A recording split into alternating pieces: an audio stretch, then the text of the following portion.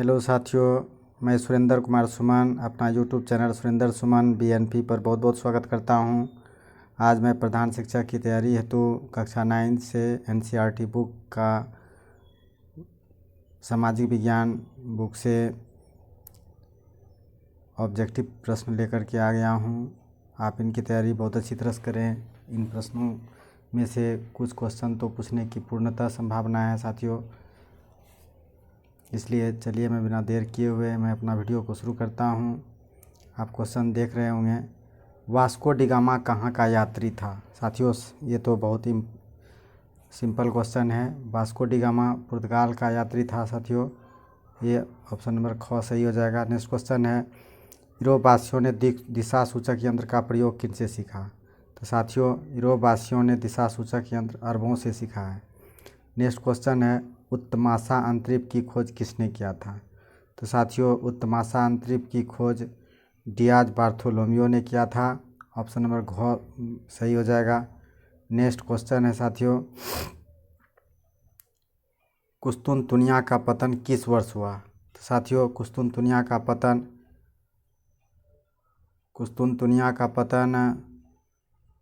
1453 ईस्वी में हुआ था, इसलिए ख नंबर आंसर हो गया। नेक्स्ट क्वेश्चन है, विश्व का चक्कर किस यात्री ने सर्वप्रथम लगाया था। तो आप जान सकते हैं कि विश्व का सर्वप्रथम चक्कर मैगेलन ने लगाया था, इसलिए ऑप्शन नंबर क आंसर सही हो जाएगा। साथियों नेक्स्ट क्वेश्चन है कि मार्को पोलो कहाँ का यात्री था। तो मार्को पोलो साथियों देखते हैं ऑप्शन में उसका आंसर नहीं दिया हुआ है। मार्को पोलो तो इटली का यात्री था, वेनिस इटली यात्री था, तो इसमें कोई भी ऑप्शन सही नहीं है। नेक्स्ट क्वेश्चन है, भौगोलिक खोज किस प्रकार की घटना थी। तो साथियों यह युगांतकारी घटना थी। नेक्स्ट क्वेश्चन है, विजयनगर साम्राज्य के समृद्धि का वर्णन किसने किया था। तो साथियों ये मार्को पोलो ने किया था। नेक्स्ट क्वेश्चन है, मध्यकालीन यूरोप एक काल थी, तो ये कैसा काल था। सामंती प्रवृत्तियों का काल था साथियों, इसलिए ऑप्शन नंबर आपका घ सही हो जाएगा। नेक्स्ट क्वेश्चन है, धर्मयुग किस शताब्दी में हुआ था। तो धर्मयुग साथियों 11वीं से 12वीं शताब्दी में हुआ था। कैरावल क्या था। साथियों कैरावल एक जहाज़ का नाम था जो पुर्तगालियों ने बनाया था, इसलिए ख नंबर आंसर होगा। नई दुनिया किसे कहा गया है। तो अमेरिका को, ये तो सभी आदमी जानते होंगे, अमेरिका को नई दुनिया कहा गया है। नेक्स्ट क्वेश्चन है, भौगोलिक खोजों ने विश्व का क्या स्वरूप सामने लाया। तो विश्व का नई रूपरेखा सामने आ गया था साथियों। नेक्स्ट क्वेश्चन है, भौगोलिक खोजों से धार्मिक अंधविश्वास का क्या हुआ था। धार्मिक अंधविश्वास टूटने लगा था साथियों। नेक्स्ट क्वेश्चन है, नए क्षेत्रों के अन्वेषणों से किसका विकास हुआ है। तो यह साम्राज्यवाद का विकास हुआ है साथियों। इसमें कुछ क्वेश्चन बहुत ज़्यादा इम्पोर्टेंस नहीं है साथियों, लेकिन बुक में था इसलिए मैं बना दिया हूँ वीडियो, तो एक नज़र देख लेने में क्या जाता है। नेक्स्ट क्वेश्चन है, अमेरिका की राजधानी कहाँ है। तो ये सभी आदमी जानते होंगे, वाशिंगटन है उसकी राजधानी। कॉमन सेंस की रचना किसने की थी। तो साथियों कॉमन सेंस की रचना टॉमस पेन ने की थी। नेक्स्ट क्वेश्चन है, स्टाम्प एक्ट किस वर्ष पारित हुआ था। तो साथियों स्टाम्प एक्ट जो है 1764 ईस्वी में पारित हुआ था, इसलिए ऑप्शन नंबर ख आपका सही हो जाएगा। नेक्स्ट क्वेश्चन है, अमेरिकी स्वतंत्रता संग्राम में अंग्रेज़ों का सेनापति कौन था। तो ये लॉर्ड कॉर्नवालिस थे, ऑप्शन नंबर ग हो जाएगा। अमेरिकी संविधान कब लागू हुआ। तो साथियों अमेरिकी संविधान 1789 में लागू हुआ था, इसलिए फ्रांस की क्रांति और अमेरिकी संविधान लागू होना दोनों सेम आप याद रख सकते हैं। विश्व में प्रथम लिखित संविधान साथियों अमेरिका की ही थी। नेक्स्ट क्वेश्चन है, कि संधि के द्वारा अमेरिका स्वतंत्रता संग्राम को मान्यता प्राप्त हुई। तो ये पेरिस की संधि थी साथियों। नेक्स्ट क्वेश्चन है, अमेरिकी स्वतंत्रता संग्राम में अमेरिका का सेनापति कौन था। तो ये जॉर्ज वाशिंगटन थे साथियों। नेक्स्ट क्वेश्चन है, फ्रांस की राजक्रांति किस ईस्वी में हुआ था। तो आपको बता दिए हैं कि ये 1789 में हुआ था। बेस्टिल का पतन बेस्टिल का पतन साथियों, ये को भी ठीक से याद नहीं आ रहा है। बेस्टिल का पतन ऐसे देख लीजिएगा। नेक्स्ट क्वेश्चन, प्रथम स्टेट में कौन आते थे? ये सब बहुत ज़्यादा इम्पोर्टेंस नहीं है। प्रथम स्टेट में पादरी आते थे, द्वितीय स्टेट में कुलीन वर्ग आते थे, तृतीय स्टेट में दार्शनिक लोग आते थे साथियों। तो ये सही हो जाएगा। नेक्स्ट क्वेश्चन है, प्रथम विश्व युद्ध का आरंभ कब हुआ था? प्रथम विश्व युद्ध 1914 से 1918 तक लड़ा गया था, इसलिए घ नंबर आंसर हो जाएगा। प्रथम विश्व युद्ध में किसकी हार हुई थी? तो जर्मनी की हार हुई थी। नेक्स्ट क्वेश्चन है, 1917 ईस्वी में कौन देश प्रथम विश्व युद्ध से अलग हो गया था? तो साथियों ये रूस अलग हुआ था। ऐसे तो अमेरिका तो लड़ा ही नहीं था प्रथम विश्व युद्ध में, लेकिन जो प्रथम विश्व युद्ध से अलग हो गया, तो इसका ऑप्शन देखना होगा। इसमें हमको लगता है कि गो ही अमेरिका ही होना चाहिए।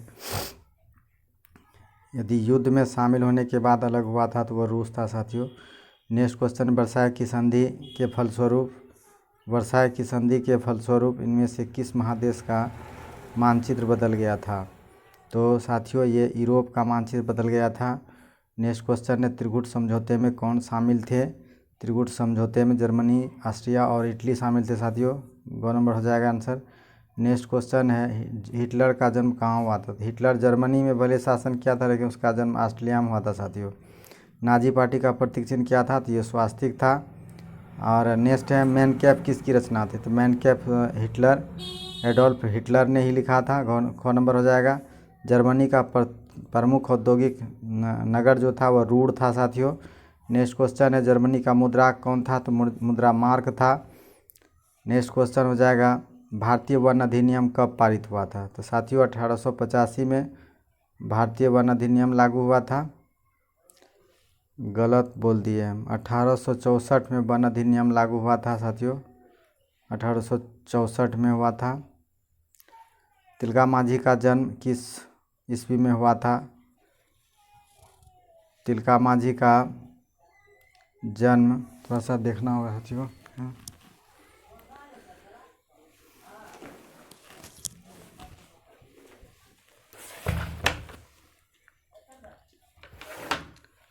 तिलका मांझी का जन्म देख लेते हैं साथियों, इसे मुझे याद नहीं आ रहा है।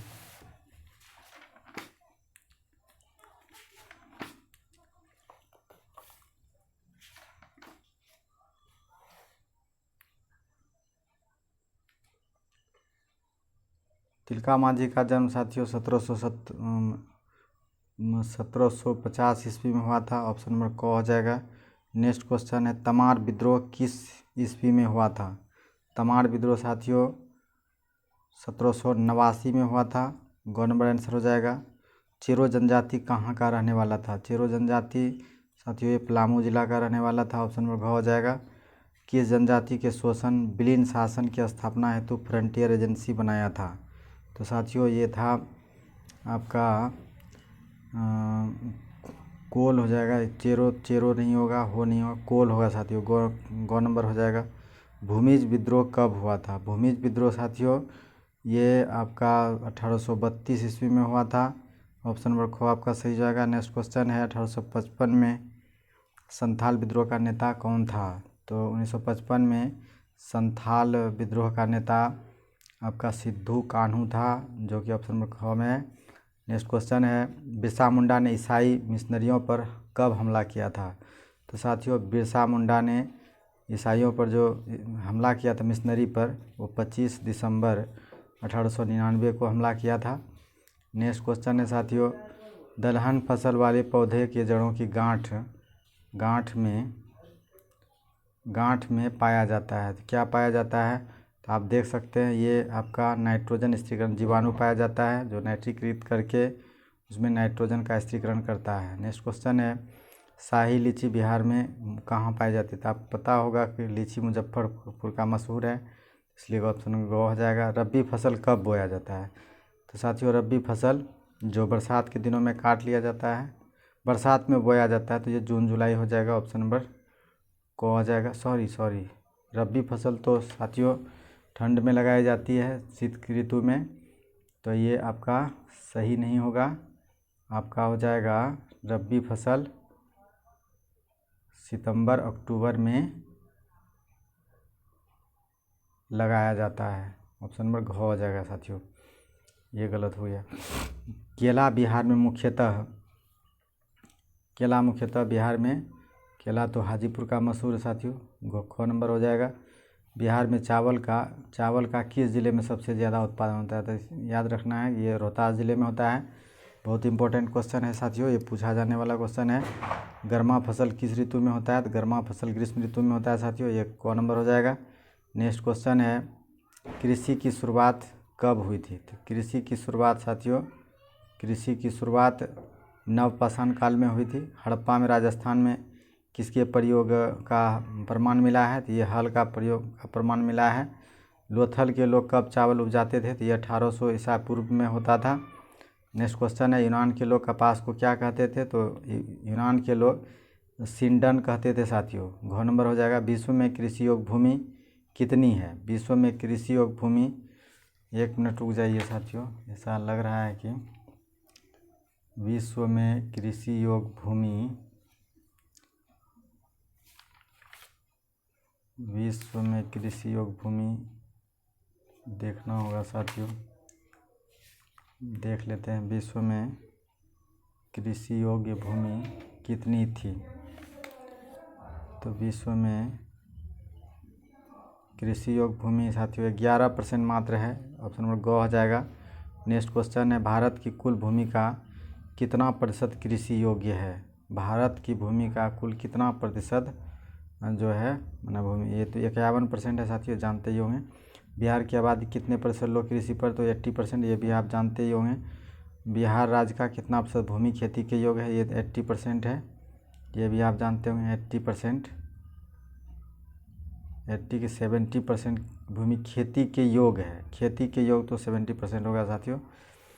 ऐसे यदि पूछा जाए कि कितने लोग कृषि पर निर्भर करते हैं, तो 80 कितने प्रतिशत खेती होती है भूमि पर? तो ये 70% हो जाएगा। भदई फसलें जिसको हम खरीफ भी कहते हैं साथियों, ये मई जून में लगाई जाती है, तो ऑप्शन नंबर घ हो जाएगा, ख हो जाएगा। नेक्स्ट क्वेश्चन है कि अघनी फसल कौन होता है? तो अघनी आप सभी जानते होंगे, ये धान होती है। गर्मा फसल कौन सी है? तो गर्मा जो है मूंग होता है साथियों, देख सकते हैं आप। रेशेदार फसल कौन सी है? तो रेशेदार आपका इसमें देखिए जिससे रेशा तैयार किया जाता है, तो ये रेशम है। नेक्स्ट क्वेश्चन है, धान की खेती किस मिट्टी में होनी चाहिए? तो ये दोमट मिट्टी हो जाएगा साथियों। मकई की खेती के लिए कौन सी जलवायु चाहिए? तो गर्म और आर्द्र होना चाहिए साथियों। भारत में हरित क्रांति किस दशक में हुई थी? तो ये 1961-62 के दशक में हुई थी। 60 आ जाएगा आपका, ऑप्शन नंबर घ हो जाएगा आंसर। नेक्स्ट क्वेश्चन, बिहार के किस जिले में गन्ने की सर्वाधिक खेती होती है? तो निम्न में से देखना है साथियों। ऐसे तो आपका मधुबनी भी हो सकता है, मधुबनी है नहीं, लेकिन ये पूर्णिया हो जाएगा। इसमें गेहूं की खेती के लिए कितनी वर्षा का आवश्यकता है? 50 से 75 सेंटीमीटर, ऑप्शन नंबर क आ जाएगा।